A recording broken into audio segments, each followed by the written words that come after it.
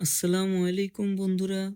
আজকের ভিডিওতে আমি তোমাদের দেখাবো কিভাবে খুব সহজে একটি অ্যাডজাস্টেবল পাওয়ার সাপ্লাই তৈরি করা যায়। এই পাওয়ার সাপ্লাইটির মাধ্যমে আমরা কি করতে পারবো তা হচ্ছে ভোল্টেজ আলাদা করে নিয়ন্ত্রণ করতে পারবো, কারেন্ট আলাদা করে বা অ্যাম্পিয়ার আলাদা করে নিয়ন্ত্রণ করতে পারবো এবং লাইভ ভোল্টেজ ও অ্যাম্পিয়ার মাপতে পারবো। এই প্রজেক্টটি ইলেকট্রনিক্স কাজের জন্য খুবই দরকার। যারা খুঁটিনাটি কাজ করে থাকেন এবং যারা পাশাপাশি বিভিন্ন ধরনের জিনিস ঠিক করে থাকেন, বিভিন্ন সার্কিট নিয়ে কাজ করে থাকেন, তাদের জন্য এটি খুবই গুরুত্বপূর্ণ। তো দেখে নিই কিভাবে আমরা তৈরি করব এই পাওয়ার সাপ্লাইটি। আপনারা ইতিমধ্যে থাম্বনেল দেখে বুঝতে পারছেন যে আমরা এটি সরাসরি তৈরি করে নয়, একটি আ স আ ডায়াগ্রামের মাধ্যমে আপনাদেরকে শিখিয়ে দিব। যদি আপনারা এই ডায়াগ্রাম দেখে যদি আপনাদের মনে হয় যে আসলে এই পাওয়ার সাপ্লাইটি আপনাদের খুব কাজে আসবে, তাহলে আপনারা অবশ্যই অনেক কমেন্ট করে জানাবেন। তাহলে আমরা পরের ভিডিওটিতে একটি পাওয়ার সাপ্লাই তৈরি করে দেখাবো প্রায় এটির মতোই। তো আপনারা কম খরচে কিভাবে একটি ভালো ধরনের পাওয়ার সাপ্লাই তৈরি করতে পারেন, আজকের ভিডিওর মূল বিষয় সেটি। তো আমরা দেখে নিই যে এই প্রজেক্টের জন্য কি প্রয়োজন হতে পারে।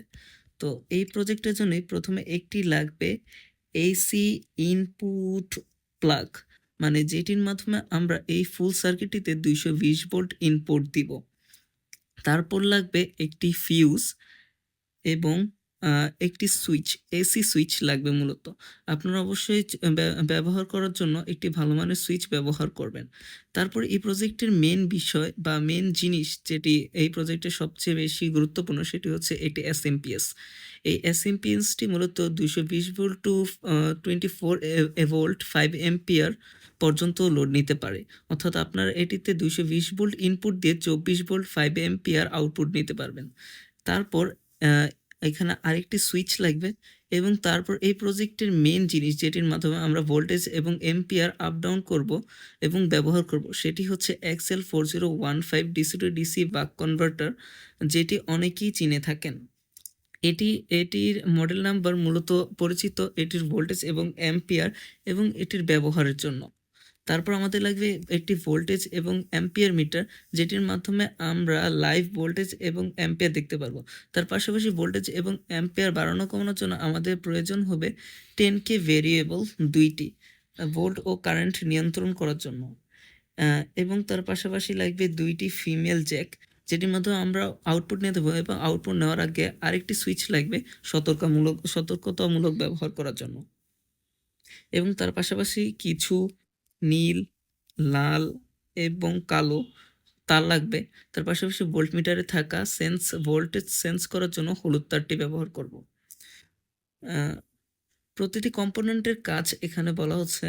এসি প্লাগ মেইন লাইন থেকে যে 220 ভোল্ট পাওয়ার নেওয়ার জন্য আমরা মূলত এখানে এসি প্লাগটি ব্যবহার করব।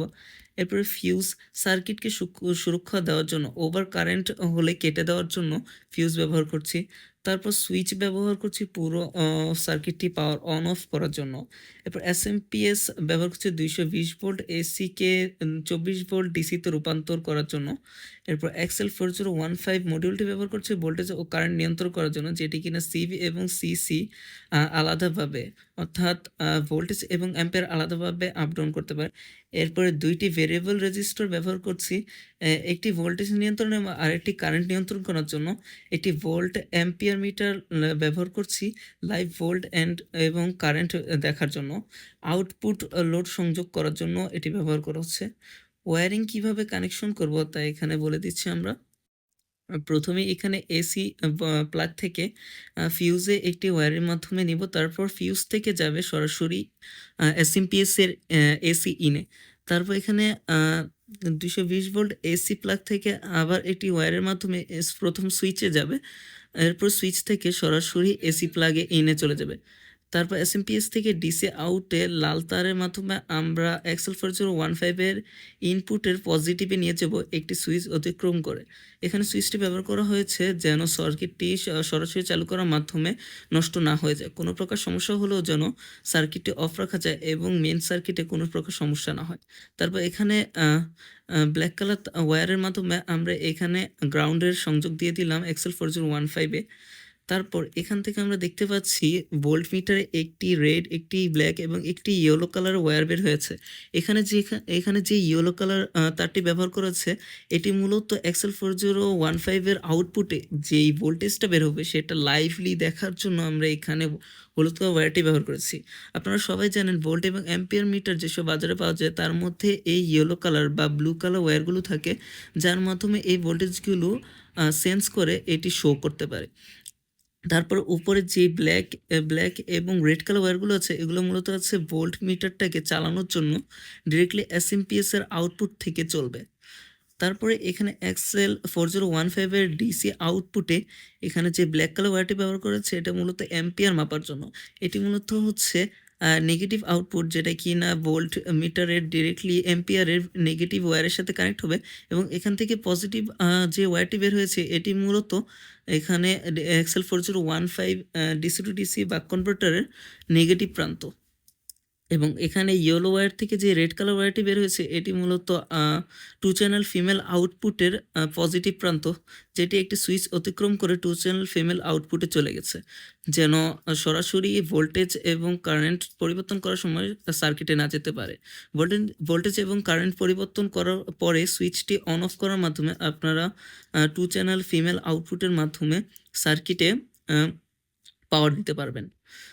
এখানে ফুল পাওয়ার সাপ্লাইটিকে সহজভাবে বোঝানোর জন্য চেষ্টা করা হয়েছে এবং এখানে আপনাদেরকে সহজে এখানে ডিজাইনটি দেওয়া হয়েছে।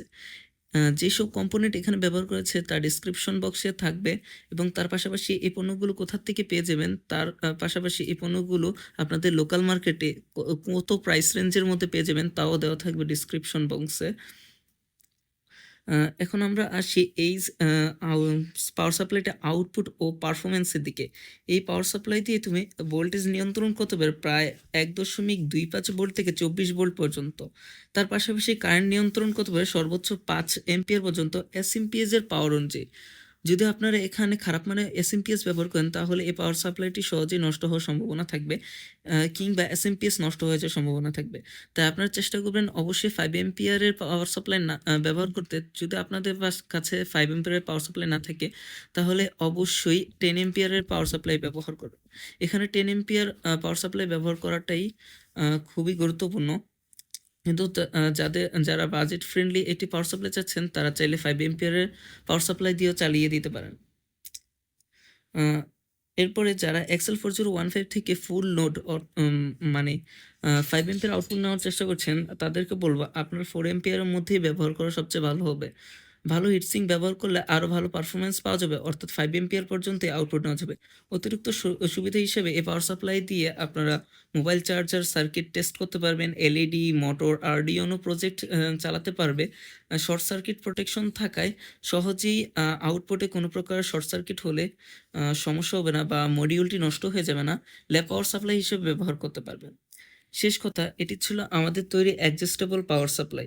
তুমি যদি ইলেকট্রনিক্স নিয়ে কাজ করো তাহলে এটা অবশ্যই তোমার জন্য খুব দরকারি একটি প্রজেক্ট। ভিডিওটা ভালো লাগলে অবশ্যই একটি লাইক দিয়ে যাও এবং এরকম আরও প্রজেক্ট দেখতে চাইলে চ্যানেলটি সাবস্ক্রাইব করে আমাদের পাশেই থাকো।